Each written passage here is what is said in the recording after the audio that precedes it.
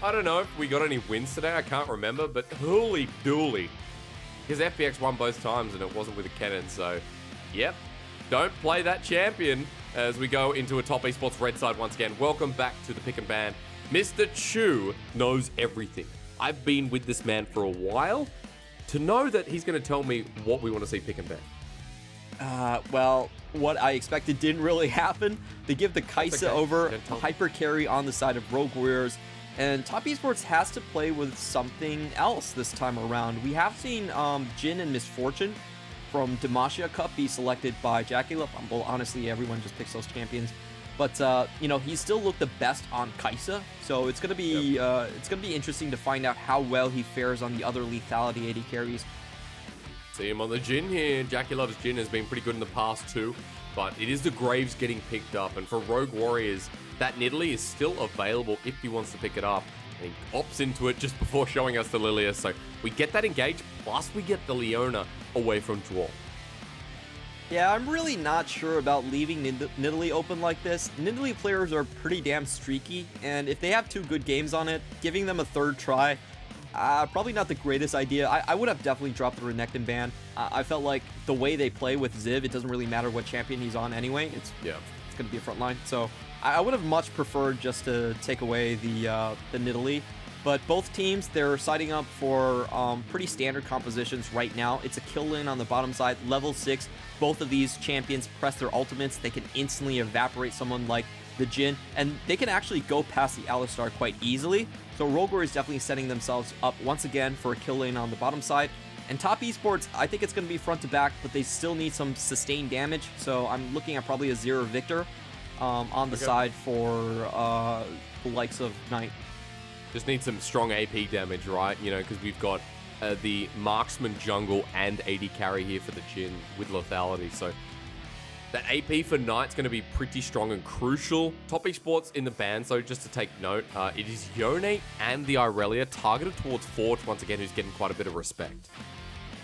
Yep, like we said in the previous game, honestly in Rogue Warriors' current 3-lane setup, the only lane that poses a lot of threat early game will be Forge's lane, so we've been seeing target bans the entire way through.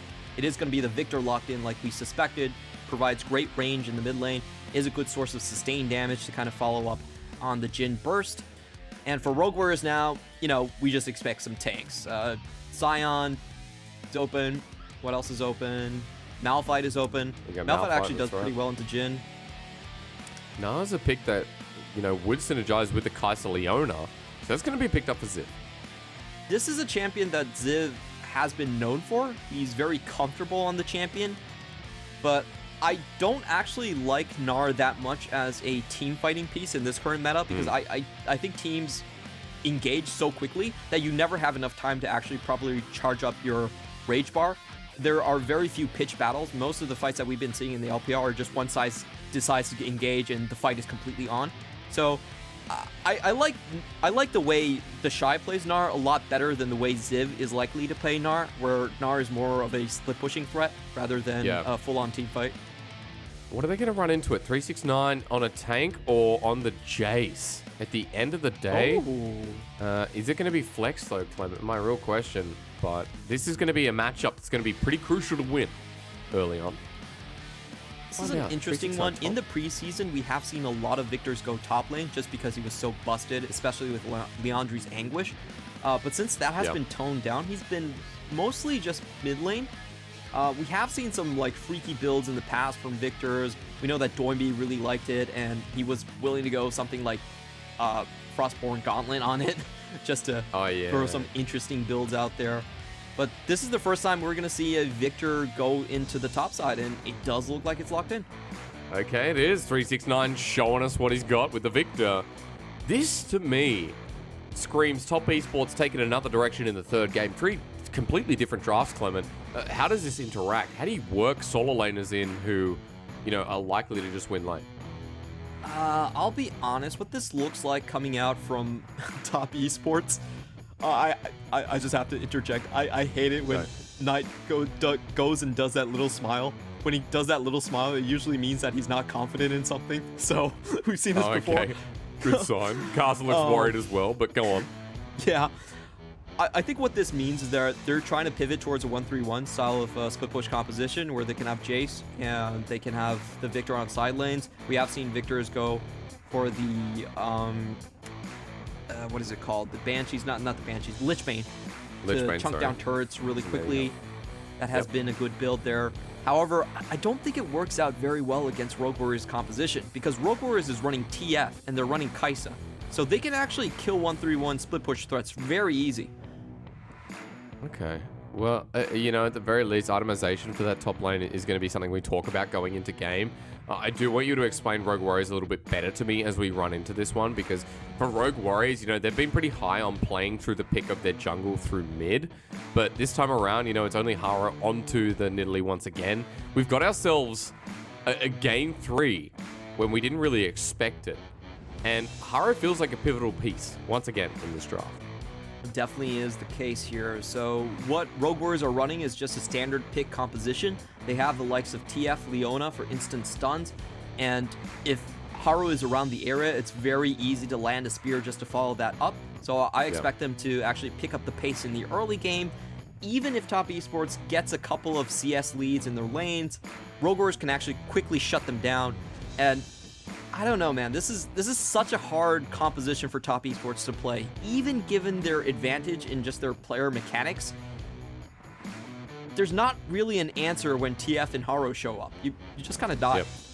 Yeah, because TF can be pretty proactive in this composition and respond to Top Esports. Further to your point, we are waiting to get onto the Rift for game number 3. Top Esports lost game 2 after a nice little comeback from Rogue Warriors. It was a messy game. You know, I wouldn't call it great League of Legends, but it still was entertaining as hell. And after what we saw, now it's a bit of skepticism rolling over the top of Top Esports. You know, that skepticism we had when they lost the first game against Suning. Is this the first or the second team of the LPL? Well, if they lose this series, some people are probably going to start saying no. Well, if they're down 0-2, their chances of getting top spot in the LPL actually diminishes greatly. There's almost no chance you can get it.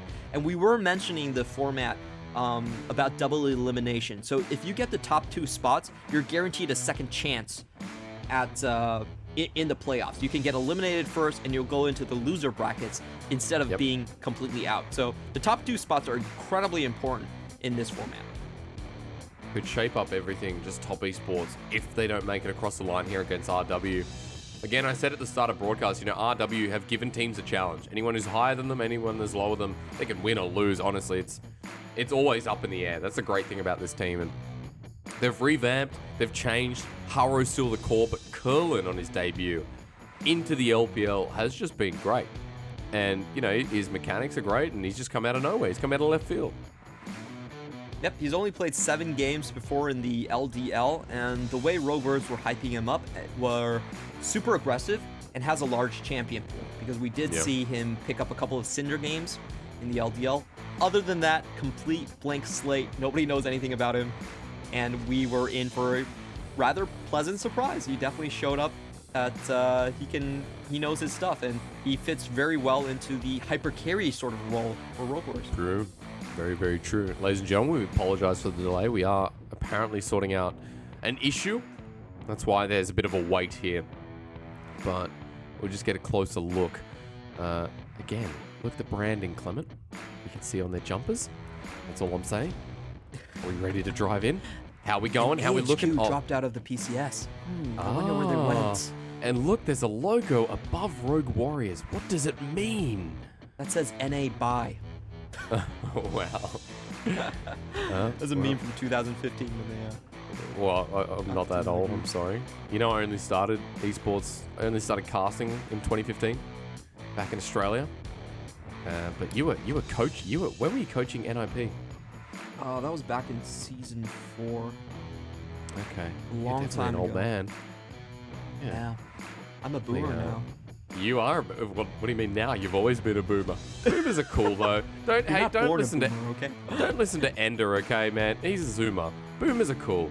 You know, they know a lot about the world. Zoomers, too inexperienced. I'm somewhere in the middle. I'm getting old, but my hair's still brown. So that's all I ask for. No grey hairs on this face as we run into Summoner's Rift. Thank you for waiting patiently.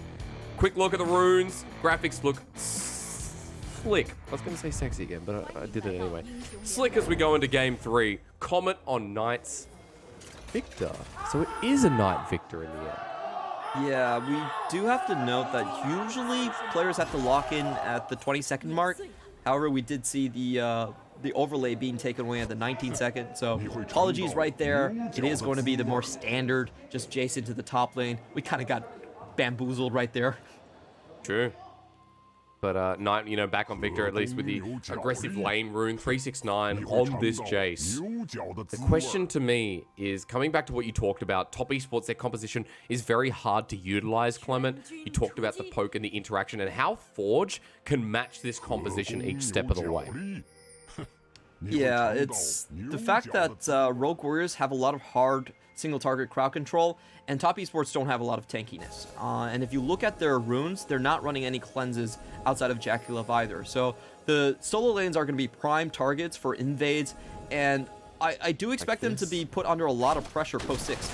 Here we go, level 1's at the ready. Chocho, does he have Zenith Blade? Because pick a card is there for Forge, but he's moving to the mid lane instead. Draw gets hit pretty hard. Dancing Grenade across the board. Knight's moving as well. There's a ward to spot out his rotation, but it's a flash from Draw onto the blue buff. Level 1's a great, but Cast is getting low. Smite's down, hits level 2, flashes away. And Rogue Warriors have lost this trade for now. Summon it for the Smite advantage, but Rogue Warriors burnt their own summoners in succession. That was a very close call, but ultimately a great win for top esports. They waste a ton of time out of Haro from the jungler, and they also force out the flashes there as well from Haro. So great move on their part, but still very, very close. If that spear landed, there was a good chance that Karsa was just dead. That's right. You know, you play that game. Sometimes you win, sometimes you lose. It's been a while since I watched Game of Thrones. I'm trying to remember the quote, but Karsa goes back to farming his jungle. He's heading towards the top side now. 8 CS to 0 because Haro has to go back to his red, start there without a smite, I believe. So he's really delayed on this jungle clear.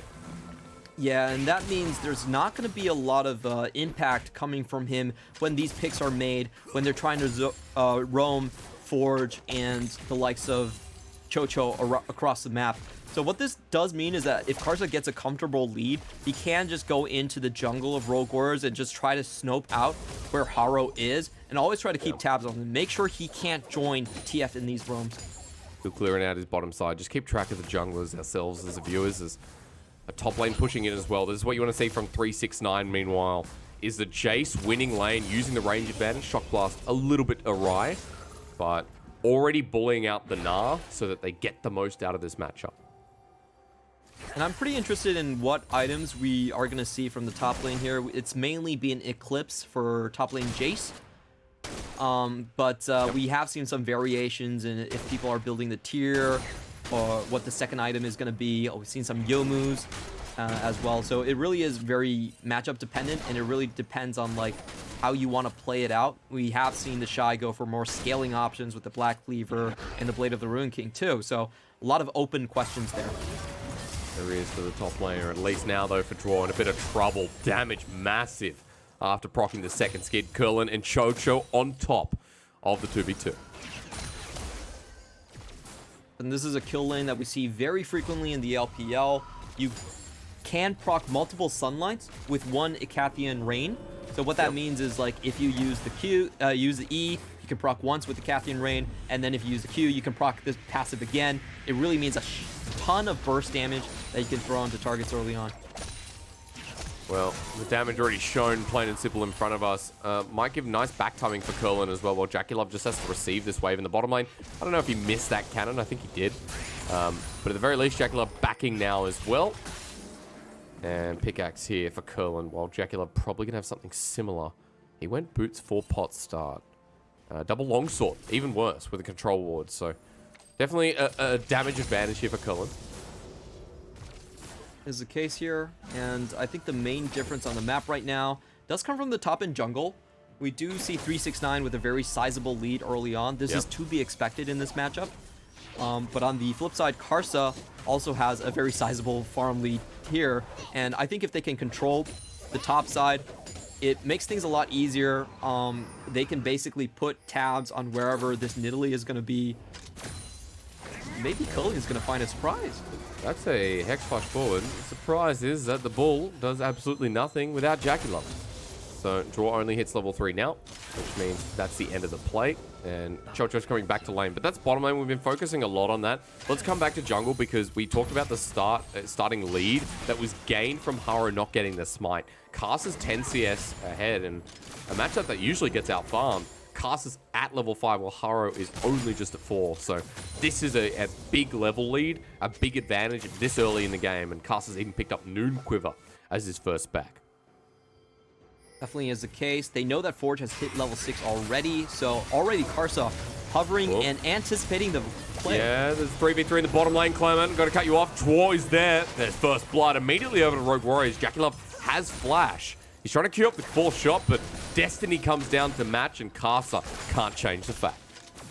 Yeah, great play coming in from Rogue Warriors. They know that there is no flash on the side of Zol. They just picked that one up, and Karsa might have stepped a little bit too far forward. Does get away safely in the end.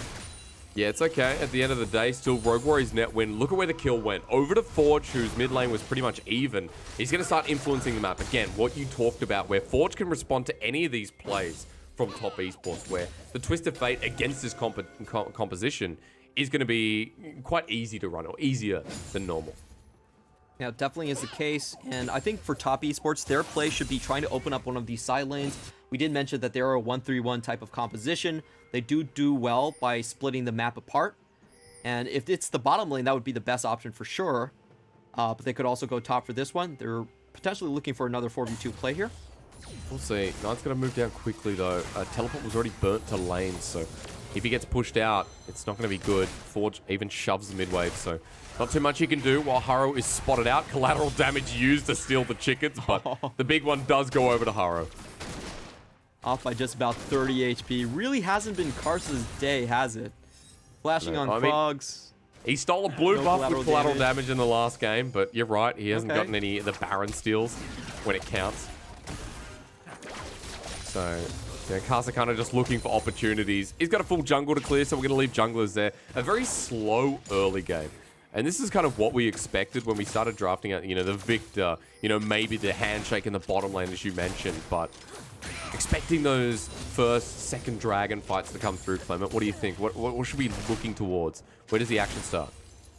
So, I don't think either of these teams really prioritizes the dragon fight. It's just going to be an accumulation of priority. If they get too much priority, then yeah, they'll go for a dragon. But I don't think either team is really focusing on that. What we have from Rogue Warriors side is they're just trying to wait until these moments to leave lane. They're clearly focusing on the top side. They have the double pinks down already, so they're looking at an opportunity to shut down 369. And on the other side, I think top esports want to make a side lane play where they can crack open one of these towers and transition into the 1-3-1.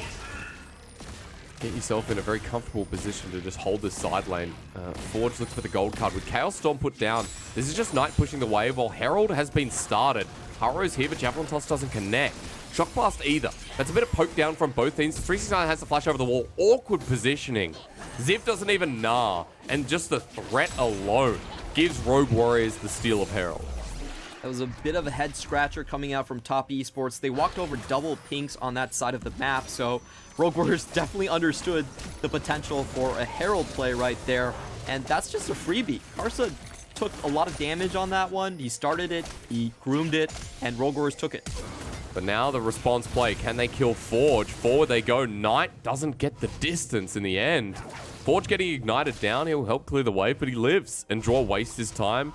Knight uses the flash, and away Forge goes. Yeah, I don't really understand that play coming out from the side of Karsa. I guess what he was trying to do was just break open top lane tower easier with the Herald, but that was a play where they definitely just stepped over vision. Kind of a weird chance right there. And with that Herald, it does mean 369's lane is going to take a while. Nah, ultimate in lane. We got to pause there. Look, 369 mid-air suspension as well. Just has to pause at that moment. And top esports maybe upset they're losing. Because at the very least, Rogue Warriors with a bit of a gold lead. The early game favorable after getting first blood. And the Herald. We're going to see where that gets dropped. Because at the very least, the ability to blast open one of these lanes. Maybe turn the tides of top lane, Clement. But not looking too good. As we're waiting for this one to come back. Yeah, definitely. Right now, all Rogue Warriors needs to do is they can allow the wave to push in. They can have Nidalee farm the wave. They just want to free up Forge to get wherever he wants to go onto the map. Top lane is very easy to kill with that Jace in the top side. And actually, Ziv might be winning this. Yeah, solo kill time, and Ziv walks away. So whatever happened, 369 obviously took a bit too much damage top. And this is why we were saying Gnar is one of Ziv's best champions. He played this a lot ever since Season 5. Knew that 369 was down a flash, instantly punishes him. I'm waiting for the replay because there bloody better be one. Because I don't know what happened up there. Ziv getting a kill now for Destiny. Collateral damage used. There's no Gale Force here for Kasa. He's dead. Rogue Warriors up a bit of gold as Ziv dies anyway. But that's still a net-worthy trade. That's a pretty huge win right here. You really don't expect the Gnar to be winning out against the Jace in the early game. That just should never happen. But it has, and now Rogue Warriors are able to flip the script. It's not going to be the 1-3-1 on the side that from Top Esports to work out. They're just going to take this turret plating and likely drop the Herald soon after. And blocked for the rest of the wave clear, so 369 can't really do anything. Gets poked down, 2 bits of plates given. Haro and Forge are staying here because they want to put the Herald down immediately after and give that gold to some of the core carries. So this is pretty big, as Jin's not going to push as quick as they are. This is going to be first turret blood at 11 minutes in the game. And all of that gold is going on to Haro and Ziv, where they could really flip their early game deficits totally around. You know, Haro had a bad start to this game. Gnar was down by quite a bit of CS. But right now, that is completely wiped away from the ledger. They actually get a second charge, too. Yeah, they will. Shock Blast doesn't hit either, and 369 left to his lonesome. Top Esports are not responding to this. They push turrets pretty quick, and, you know, as 369 even tries to clear the wave, that's a pretty low turret. In a turret in the top side, pushed down, and look at bot. There was no response because Curlin and Chocho stayed in the lane. Forge is sticking up in the top side, trying to bait 369 in, but Haro just keeps standing next to him, making sure nothing can be done. When we talk about cyberbullying, we always think about New, but I never thought it would happen to 369. He's getting capped like Dyrus right now in the top side, and He is? It's very unfavorable. We were talking about long lanes and how Top Esports had a dangerous split push because of the Twisted Fate, even if they were ahead in towers. And now they're behind in towers. That actually makes it even worse, because right now what TF can do is they can overload on the bottom side completely. They just take Ziv with them, and whatever leads you had in the bottom side don't really matter anymore. It's going to make sense that, you know, Rogue Warriors getting these early turrets means Rogue Warriors have more positional advantages to play from with the Twisted Fate. With Haro as well, with the Night Harvester at 12 minutes into the game. So a lot of movement speed, plus the Hextech Rocket Belt for Forge, because they got first turret blood, so it makes sense that they're also at their Mythics first. Only other Mythics on Top Esports is the double Gale Force on the 80 carries. So Top Esports still behind 2,000 gold at 13 minutes, even getting pushed out for their jungle. Knight actually going to get flashed on. There's a Solar Flare into the Blade. Knight getting ignited down. The gold card helps kill him as Chocho gets the kill credit. Rogue Warriors with kill number 4. As Kasa in. Can he find the collateral damage? Chocho lives though. And Top Esports just can't get a break. Yeah, that was not even close, honestly. The Shield of Daybreak comes in, and Chocho is completely safe from that one. I really think Top Esports needs to... Okay, never mind. Oh no. Government plus connects. No follow-up though. What do they need to do, Clement? You're about to tell me. Yeah, they need to take a breather and play more defensively, especially around their bottom side. All mid lane needs to do is just make sure the wave is cleared out. Like, what should happen right now is Graves should be constantly hovering onto the bottom side. They don't really have control of the mid lane with Haro this fed either, and with the Night Harvester too. So the best they can do is just try to slow the pace down of the 4v2 dive as much as possible. And you can see this is exactly what Karsa is trying. Hover around. I like that as well, you know, slowing the pace at least now, because for Top Esports, it's out of control. As Kasa runs in, end of the line, but Chocho can definitely tank it up. And that's it. What he moves away. Top Esports needs to do is they need to hang on for now until they hit Mythic parity. If they don't have that, the plays don't really matter on the map. So just play defensively, know your beat so far, and try to hold on to that bot side. At least till we get to that second dragon, right? Because you want to start lining up objectives. I know you said that both teams, you know, wasn't going to be the priority around dragon, but Rogue Warriors have such a lead where it feels free at this point to just take on spawn. Is the case, and everyone's going to be converging on this second Herald right here. Karsa is in position first. Top Esports do have the front foot in this. They do, and they're going to get scuttled too. So with the Gale Force, Karsa picks that one up, and he's going to start the Herald. But last time, this didn't go so red hot. Where's the bottom lane? Curlin and Chocho are moving into position, but Top Esports bottom lane is here first. If this would be a mistake for Rogue Warriors to try and force this, but Ziv walks up anyway. Oh, good flash behind anyway. The Gnar to disengage. Not yet. He flashes instead. The Chaos Storm landed down. Destiny's been burnt. It's going to be right in front. Into the smoke screen. Forge almost ints this one as he goes golden. But into the middle of that, the Chaos Storm still takes him down. Back on in. There's no Mega Gnar bar because Mega Gnar's not even here. He'll teleport back in, but it's a little bit too late. This Top Esports take 2 kills. Ziv at almost half health as Herald goes down to Top Esports' favor. That's a big win for them. Yeah, that's definitely a Top Esports special. You hang around the play long enough and you wait for the enemy team to int straight into you. Well done, Top Esports. They find the win on that one, and they're going to trade towers. Yeah, can they get mid? Of course they can. A lot of DPS here. They're going to also get top lane for the side of Top Esports. And this has just been a real funny Game 2 and Game 3. This has been, you know, not clean from either side, throwing things away. That ult from Forge was probably one of the worst Twisted Fate ults I think we've seen in 2021. Yeah. Luckily, it's the start of the year. Honestly, Ziv stepping up here is kind of questionable as well. He knows the full team is right around the corner, has to burn his flash to get out. And let's watch how TF lands in the middle of the enemy team. Okay. He had the stopwatch. He was in the smoke screen though. That's the problem. Graves has W, as he normally does. Yeah, and I believe Herald also goes over to Top Esports. Definitely does. So they're actually kind of back in the driver's seat. Okay. All right. Thank you, Clever Chew. I'll wait for your analysis after this one because we've got a teleport coming to the back line. Top Esports want to fight while Dragon is being done by Karsa. Secured.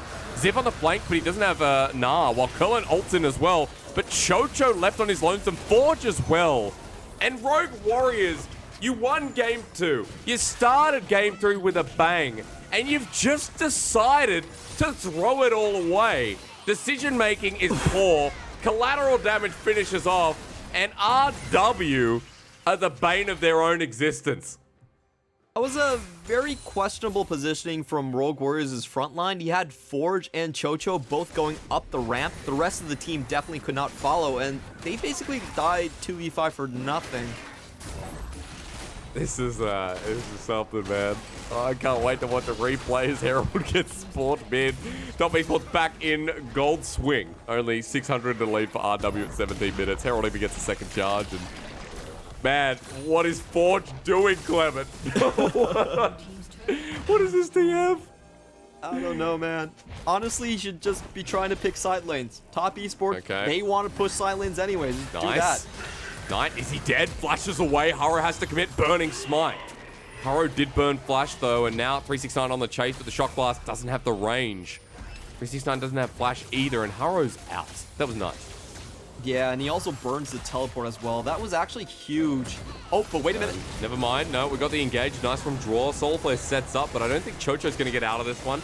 Caster and Jackie Love still have the damage here as Curtain Call. Now going to open up the Shock Blast as well. And that first shot of the Curtain Call from Jackie Love. Aces in the hole of Haro. Down he goes. Gold lead for Top Esports and more kills. Oh, I just want Rogue Warriors to play a pick comp like a pick comp. Please. They're, yeah, I think the Observer's also given up on replays, by the way, because they're just like, well, if they're going to keep doing that, then whatever. Haro was kind of out, but they stuck around for the red buff, and down they go. And Clement, this is our first Rogue Warriors game. You know what I mean? Remember in 2020? Any of our fans out there? Split, they had a lot of talent on the team with the likes of Holder and Crazy, but they just threw so many skirmishes. Yeah. It was kind of their thing, you know? Yeah, no, it was. Rogue Warriors are this team that, you know, again, can lose to anyone, but, you know, frankly, sometimes win against anyone. That sounds like a League of Legends team, but none other than Rogue Warriors can kind of lose their own advantages. And in this game, there were advantages. I mean, Haru had the Night Harvester so early. We saw Forge making great plays with his jungler. But even with the Lich Bane, now their advantages have kind of slimmed away. We've got bounties on 3 of the top esports members. We've got a 1,500 gold lead. Those first items you're talking about are there, plus then some. The Yomu's Ghostblade for 369.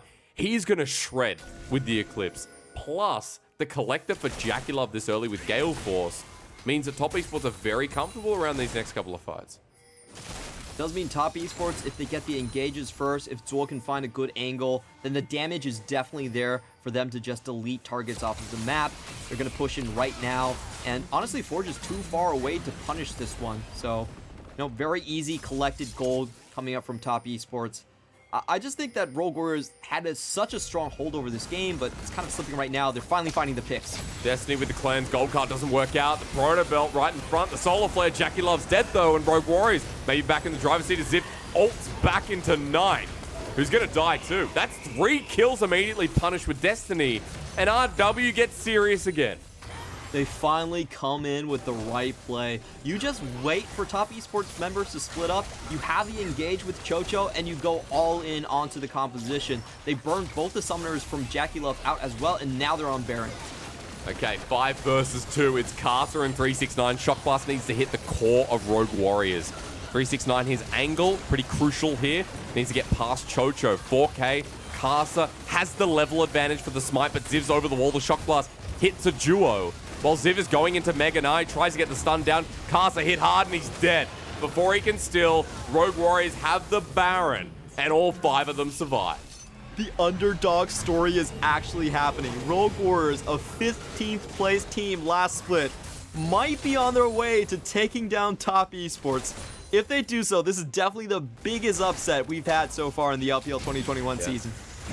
All right, Clement, run me through this again because, Jackie Love wasn't respecting Destiny in the range of Force. So, this is a very simple play from Rogue Warriors, and they should just be doing this constantly over and over again. They pop the Destiny, they know Graves isn't there, they have the 5v4, and they have the front line actually touching on Jackie Love, who is the back line. So, very easy catch right there, and it forces top esports to think about their positioning at all. They don't have a lot of champions that can take the burst. What? 369, he's spotted out with Destiny, and he was by himself.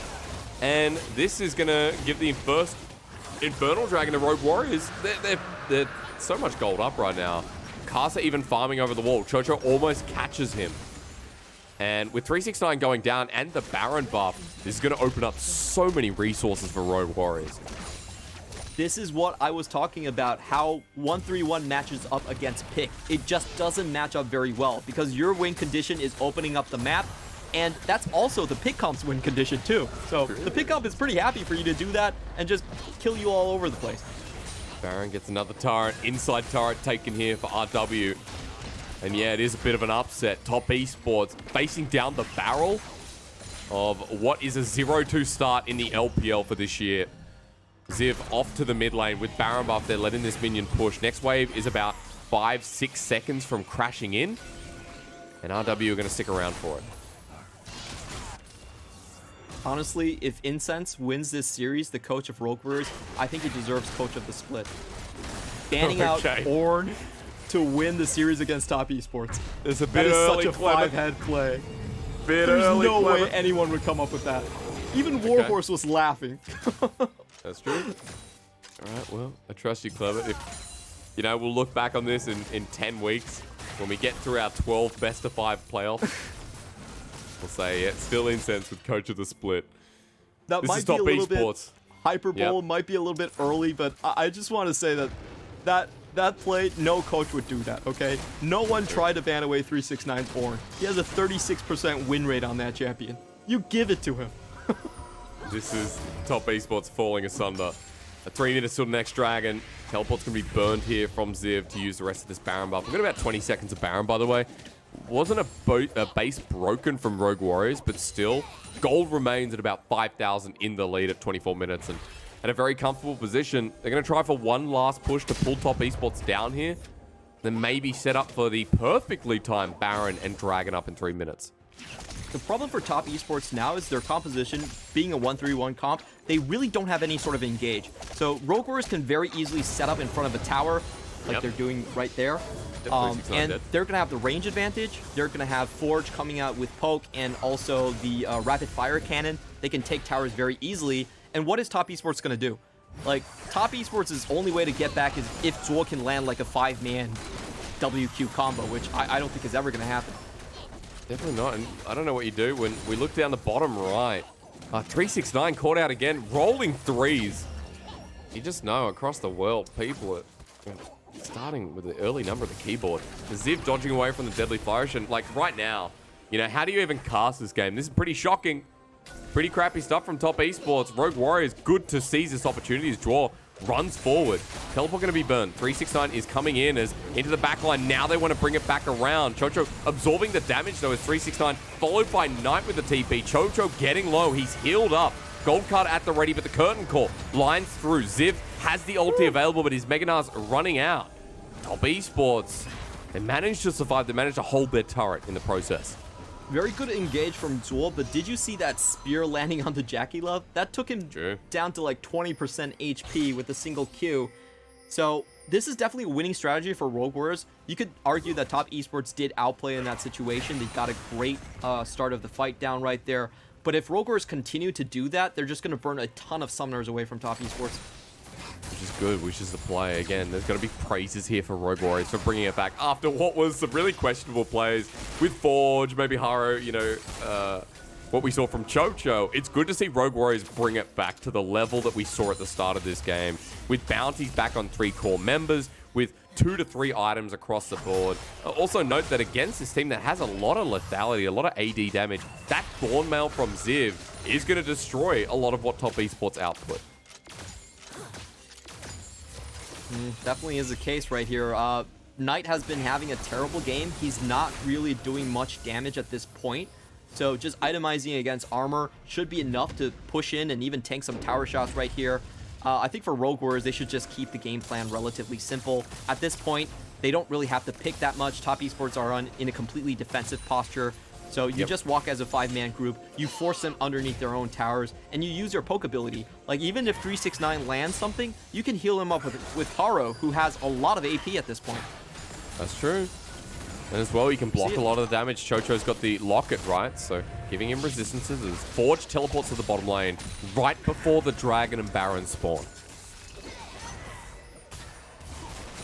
Alright, looking for his angle. Uses a Hex Flash, can't get it. Okay, good shock blast here from 369. Top Esports still have control of the river. Ziv is going into Mega Gnar. That's the bar we need to look out for. Top Esports are walking in, but this is not Infernal Soul. It's just another Infernal Dragon. But Draw wants to fight. Knight goes golden early. I'm not sure what that was about, but Solar Flare into the back line. The poke damage huge. You mentioned how big this is as Forge is at a flanking angle with the gold card. Dragon getting low and secured by Haro. Forge comes in into Twor. They lock down and take down the support, and Chocho absorbs the damage. Forge is coming in again. He flashes back in with the gold card. Goes golden himself, and Haro now on the chase. Kaiser as well. Ziv there. Top Esports are not on top because Rogue Warriors are taking them down a peg. Haro is wiping the floor with this squad. They converge on the left side of the map. They look for the play to try and get an engage, but there's so much poke that's coming out from Rogue Warriors. And what was that from Knight? Knight actually just spent his Zhonya's on nothing and took a chunk of damage coming out of it. Yes, he did, because Top Esports is not the top team we expected to see. Rogue Warriors are putting them to shame. They're going to get this inhibitor. Death timers are not long enough at this point in the game, so they can't end it. But the gold lead is huge, and Rogue Warriors can now just turn to the potential Baron or look for a pick on the way in. This is definitely a shocking game that we're seeing right now. Rogue Warriors chancing themselves to go for this Baron, and this could be the potential comeback for Top Esports, actually. There's a lot of low HP members here in Chocho and Ziv. Are Rogue Warriors going to throw this? We have seen this in the WE series. No, it's gone, man. It's gone, because at this point, Deadly Flourish, no, Smite comes down, and Top Esports now looking for the engage. It's 5 versus 3. Jackie Love's going to find Chocho. That's a good pick here, but Rogue Warriors still with 4 Barons strong. They're not going to throw it away. They're not going to give it over. And at 29 minutes in the game, Rogue Warriors still remain in control. I'm not sure if I like that play. Even though the jungler wasn't there, Jin was able to use the execute. So let's just watch this play from Knight again. He just burns it on nothing. So kind of a weird sequence. Actually delays his damage into the front line. Zor takes a bunch of damage and has to burn his ult for nothing. And really smart play by Rogue Warriors. They wait out the Unbreakable Will coming in from Alistar, pick him off immediately, and then they just roll the rest of the team. Then we look at Forge, who flashes over the wall for the gold card onto Jackulov, who gets speared afterwards. Really nice coordination from RW. Absolutely beautiful play from Crossfire and Haro. I told you, man, when Nidalee players are on a roll, you never give them 3 games in a row of Nidalee. You definitely ban it away from them.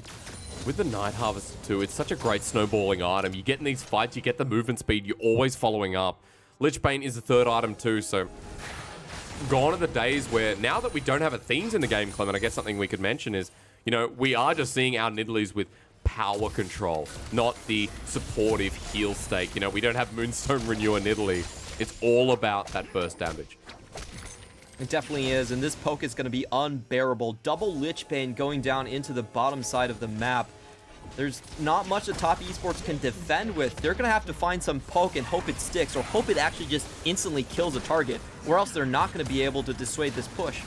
And dodge Rogue Warriors poke at the same time. Haro's poke ends lives. Jackulov will be going to his own funeral if he gets hit by one of these spears. And with the side lanes being pressured, look, Clement, all 3 lanes there. Rogue Warriors waiting for the next wave to push through mid. Forge is zoning away 369, who gets gold carded for his life. Half health, sayonara, as Rogue Warriors walk into the enemy base. Close to 400 AP on the likes of Forge. He's dishing out far more damage than Top Esports can take right now. There's no tanks outside of Zwo on this roster, so Zwo is the one that has to make the comeback play. He is the anticipated rookie. Can he make it happen? He has to save face for his seniors right now on Top Esports. Yeah, he's seniors, but he doesn't respect them, Clement, because he just smacked them. Who cares? You know, at this point, he's like, well, I think we need to look at a very different team arrangement. He pops a turbo chem tank. It doesn't find the engage. No, it doesn't. So now that that's down, I meant to say for Dwar. He's looking at his seniors and he's saying, oh, what's going on here, lads? This is not the team I joined. But can he find the engage? That chem tank you mentioned, bit of a cooldown there. And forward they go. Rogue Warriors now 5 members strong. Solar Flare lands down. Cleansed away from Jackulov. Draw comes in for the flank, but he's taking so much damage. Who cares about Unbreakable Will? He's already so low as the Gale Force used forward. Redemption coming down as well. Nice bit of healing, actually, for RW. There's a curtain call being taken by Zip, but in the end, Knight gets Chocho. And Top Esports managed to defend and get a pick in the process. Very well done by the layering of crowd control right there. We saw the Chaos Storm forcing down the HPs low, and Jackulov able to use the Execute to take down Chocho. So they actually managed to hold on to their middle inhibitor despite how bad that fight started out in the first place. I'm really impressed by that defense. Despite being down 10,000 gold, right? Top Esports going over the wall. Zip doesn't have Mega Naba. Top Esports have found the top laner, but Jackulov took a spear to the face, and Haro means business. This is the Infernal Dragon that Rogue Warriors want to lead to Soul Point, but Top Esports somehow are on this first. I think Rogue Warriors can actually straight ignore this. They can go for the triple inhibitor instead.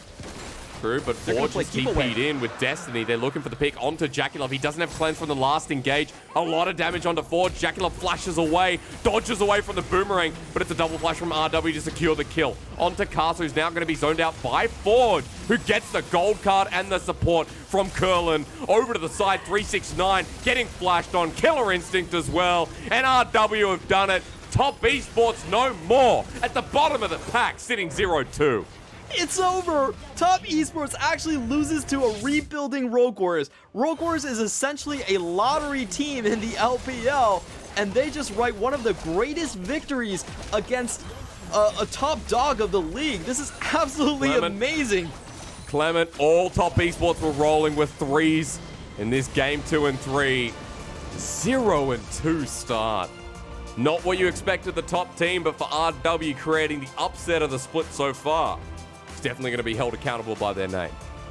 And the insane thing about this one is with this win, Rogue Warriors have a win on the record that's going to be very hard for other teams to actually catch up, because I don't expect Top Esports to be this bad forever.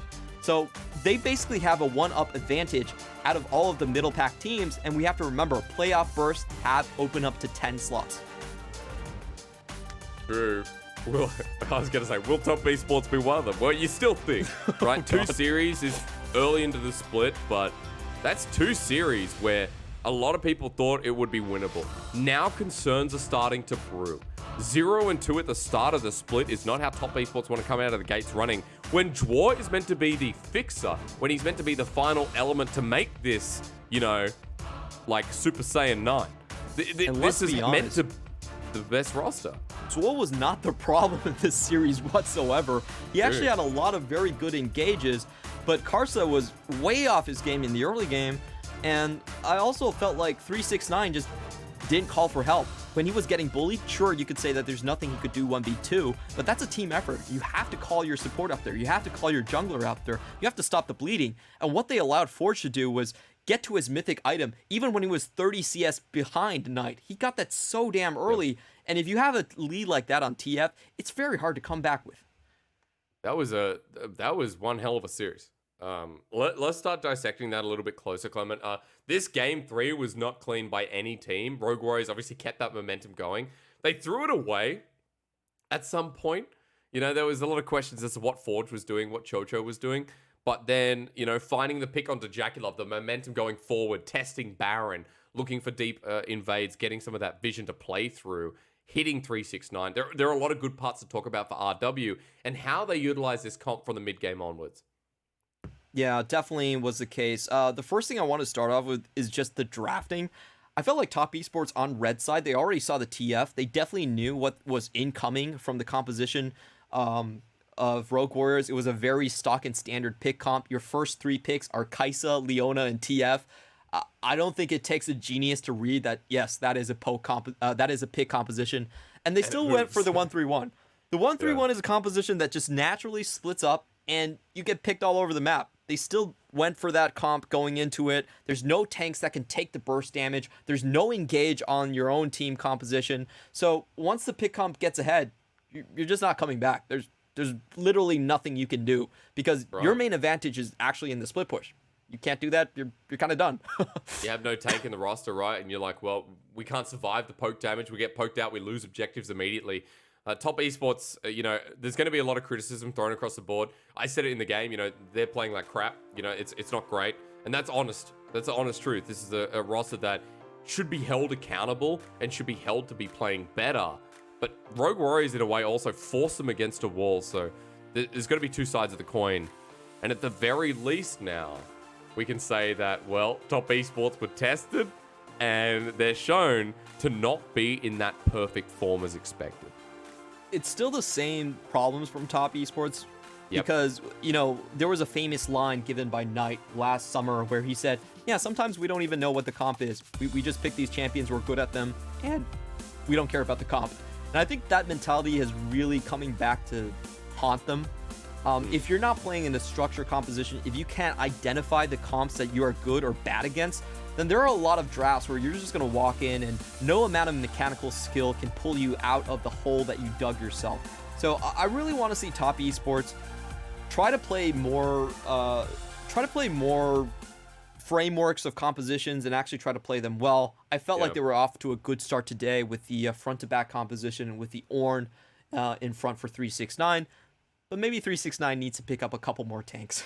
Yeah, true. I think you nailed it on the head when you talked about, you know, Warhorse's priority looks to be getting Top Esports into a more decent framework. You mentioned with the first draft coming through. Game 2 and Game 3, we went to the side a little bit. Not that they were necessarily bad drafts, but we went back to very volatile, fickle drafts. You also talked about how hard it was to execute, especially Game 3, against what Rogue Warriors placed in front of us. Game 3 was definitely, excuse me, for me, almost a straight draft loss right there. Definitely, you ban away the Nidalee when he's hot. And I'm just so surprised that banning Ornn is the answer. I just can't get over myself on that one. Was it in 2020? It was like 369 didn't want to touch that. So. Warhorse was laughing. Like, he was like, oh my god, I can't believe they're giving me a free ban right here. True, but it wasn't. It turns out Incense knows what he's doing. Yeah. I was going to say, you know, I was expecting to see the Sion, the Malphite. But we could talk all day about draft. At the end of the day, you know, Top Esports, performance, shot calling, and not communication, but decision making was definitely an issue, especially in that third game. So, back to the drawing board at the very least. And now, you said this as well. You said a lot of good things today. Who knew? This was, the match that could actually bite them in the butt later. Because, 14-2 is now the highest score they can pick up. And 14-2 does not top the scoreboards of the LPL. That does not, in the past, our teams have been like the 15 or the 14, but we'll probably have a game difference that can't be beaten. So, Top Esports, now you're like, well, have you already just started as second place or lower? It pretty much means in playoffs that they're not going to get a second chance. If they fall out in the, it's going to be first round, quarter, or semi. If they fall around the semi place, they're just going to be out of the entire tournament whatsoever. So this is a very, very bad start for Top Esports. We've seen some good starts on them, but it's still the same problems where they don't really know what the overall framework of the composition that they're playing is. And I think Knight is also falling by the sideway on these control mages. I think he needs a split pusher to kind of get his mojo back. Or at least a carry threat, right? But on the other side, he's going up against Forge, and Forge had a decent day. Forge, remained to be true after a couple of misplays and pushed forward and was a real key factor. The pick onto Jackie Love, for example, was what put Rogue Warriors back into this game. This was definitely the winning play, but also look at the map. Karsa is nowhere near the rest of his teammates, and I honestly just don't know what Top Esports were doing on the middle of the map right there. Forge punishes them to the maximum extent for all of their, mispositioning on the map. Yeah. He did so much damage in the end as well. When you're fed as a Twisted Fate, when you go past utility into like your one-shot combo, and Forge was definitely doing that, had a really good game, and when he was a bigger standout than Knight, something's going wrong because Knight's meant to be one of the best mid laners. We talked about Knight being one of the best mid laners, if not even in the world. Then Forge comes in and wrecks him in this game and turns out to be the MVP of game number 3 as well. We also have to mention that Forge soaked up, I think, 13 bans this series. So they were throwing everything in the kitchen sink at this man, and it still couldn't keep him down. 28% on a Twisted Fate, always a nice stat to see. And are you seeing this? He has 5,300 gold overnight. Yep, he was fed. I mean, Clement was a part of majority of the plays. Kill participation was up, and when Top Esports were that far behind, not too surprising. This is an issue though for Top Esports, and we'll digress as we see them in the next game. Now it doesn't have that same feeling. This team doesn't have that power punch of a feeling. Clement, you've been zoned out. Top Esports are cancelling you out because we talked bad about them. We're going to hand it over to our interview, though, for a quick chat with Wendy. Hi guys, welcome to the interview. And after an intense game, now we have invited Zave from RW with us. So first of all, congratulations on getting the first win of this split. So how do you feel right now? 那么首先恭喜你们获得本场比赛的胜利，也是斩获了春季赛的一个首胜嘛。现在心情怎么样呢？心情的话自然是很开心，就是这也是我第一次在 LPL 舞台上打比赛，所以能拿到首胜，而且也是赢滔博的话，我觉得就对我们有一个很大的士气提升。I feel very happy that I'm able to grab that win for today. And actually, for today's game, it's my first win in LPL. So I think it's quite meaningful, and also we are able to grab the win from Top Esports that may improve our form as well. So my next question, definitely Top Esports is a very strong opponent. So what kind of special preparations did you guys make before this matchup? 那其实 Top 也是个比较强劲的对手嘛。那在今天的比赛之前，你们有着重去针对他们进行哪些准备呢？就是他们许多队员都是磨合很久了，然后他们就是换了一个新辅助嘛，所以我们就稍微对他一些比较拿手的英雄就去针对一点，然后其他的话就是被到我们团队比较可能害怕的东西，然后就看我们今天表现得怎么样。I think for Top Esports, many of them their teammates, they have played together for such a long time, and but I think Zhuo is a rookie player for them, so we try to target it on Zhuo's champion pool. Like in the ban pick phase, we try to target him a lot, and also we try to target on them and try to grab that win. So actually in game 2, you guys show a very good performance, but the opponent's team, they actually have like Kainan or like Zed. Those champions is very easy to make the very hard engagement. So how did you guys manage to handle with that composition? 那其实第二局比赛你们的表现很亮眼，但对面其实有像凯南啊，包括瑟提这种很容易强开团的一个阵容，那你们是怎么样去针对，然后好好的处理的呢？主要是他们这两个英雄比较算是绕背属性的，所以他们正面没有强开能力，所以我们就是尽可能的紧盯着地图，然后尽量找他们的位置，所以是蛮辛苦的。In terms of the set as well as Canon, those two champions, they're not that easy to make the initiation like. In front of us, they try to make use of the vision. So we try to like keep in touch of our map and try to find them. I think that in this part can be a bit hard for us to handle with that. So my next question is actually in game 3, you guys snowballing until the very end. So at which moment you guys think that we are able to grab that win? 那么其实第3局你们也是一路滚雪球滚到了最后，所以想问一下，你们是在哪一个瞬间觉得我们好像能赢下比赛呢？就其实我们前面还算是均势吧，但是我觉得拿到第一条大龙之后，我就觉得我们的这场胜算非常非常高，所以我觉得那是一个关键的点。In the early and mid game, we think we are not like in a lead, or we are kind of like 50-50% win rate. But after we are able to grab the first baron, at that point we think we are able to get the win for the set 3. And I think that first baron is very crucial point for all of us. And you have mentioned like actually Ziv, you have participated in so many like big tournaments, and you have participated in Worlds 4 times. So which part do you think that the whole team needs to make some improvements on, because now you have entered a very new team and a new league LPL? 那其实你刚才也说到，你其实有很多的世界赛的经验，就是进入到世界赛有4次了嘛。那你现在觉得队伍在哪些方面可以再进行一些改进呢？因为你现在也是来到了一个新的赛区，来到 LPL。就其实虽然我有一些世界赛的经历，但其实最多也到8强而已。但就是有比较多大赛的经历吧。但现在我们队伍还在磨合的阶段，所以可能到一些比较关键的比赛，我可以给他们一些如何调试状态啊之类的建议。Although I have participated into some big tournaments, but in terms of the World Championship, my best result is actually stopped at the quarterfinals. But I think in some very crucial matchups or in the big tournaments, I can give some guides and helps to all my teammates. And at this time, I still think we need to improve on our team synergies, and that's all for the help and the support that I can give to my whole team. And thank you so much for joining us, and congratulations on this win again. We hope to see you guys perform better and better in the following matchups as well. Thank you, and see you guys tomorrow. Bye bye. Thank you very much for today's interviews, Wendy.